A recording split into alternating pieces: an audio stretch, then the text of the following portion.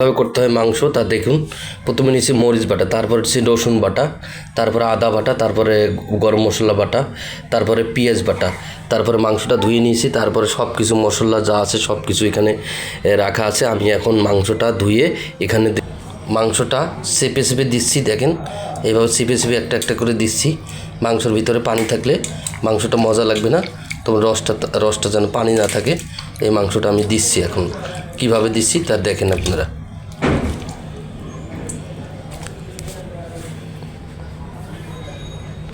এবারে মাংসের ভিতরে সব দেওয়া শেষ, এখন আমি মাখা দেবো।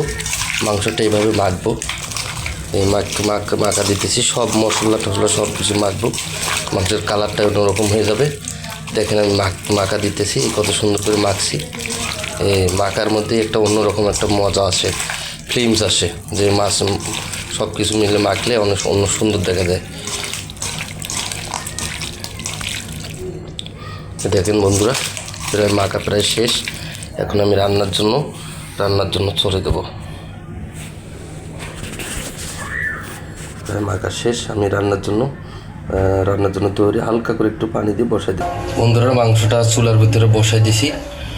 এখন আস্তে আস্তে জাল হবে। কিছুক্ষণ রেখে দিয়েছিলাম, প্রায় আস্তে আস্তে জাল হবে। জাল হলে আপনাদেরকে সুন্দর পরিবেশন কীভাবে কালারটা আসে আমি আপনাদেরকে দেখাবো ইনশাল্লাহ।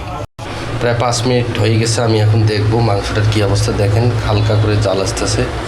ইনশাল্লাহ আস্তে আস্তে দেবো, একটু লাড়া দেবো, হালকা করে একটু লাড়া দেবো। লাড়াটা দিলে তো আবার তরকারিটা ভালো দেখা যাবে না। একটু লাড়া দিচ্ছি, লাড়া দিলাম, দেখা যাক কী হয়। ইনশাল্লাহ মাংস বসাচ্ছি যখন মাংস দেখুন খুব সুন্দর। বন্ধুরা, প্রায় মাংসটা হয়ে যেতেছে, এখন প্রায় লাস্টের ভাগে আপনাদেরকে দেখাইতেছি কীভাবে রান্না করা যায়। খুব শর্টকাটে আমাদের রান্নাটা প্রায় হয়ে গেল। এখানে মাংসটা একটু পানি টানলে আমি আরেকটু পানি দেবো। পানি দেওয়ার পরে মাংসটা একটু কষার পরে মাংসটা নামাই দেবো ইনশাল্লাহ। সাথেই থাকুন, মাংস কীভাবে রান্না করা লাগে এটা আপনাদেরকে দেখে দিলাম।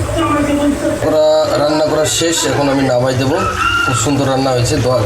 কমেন্টে জানাবেন কীভাবে রান্না করলাম আর কী সুন্দর রান্না হয়েছে, কী রান্না সুন্দর হয়েছে কিনা সেটা জানাই দেবেন প্লিজ। আর আমার চ্যানেলটা একটু সাবস্ক্রাইব করবেন। ধন্যবাদ সবাইকে।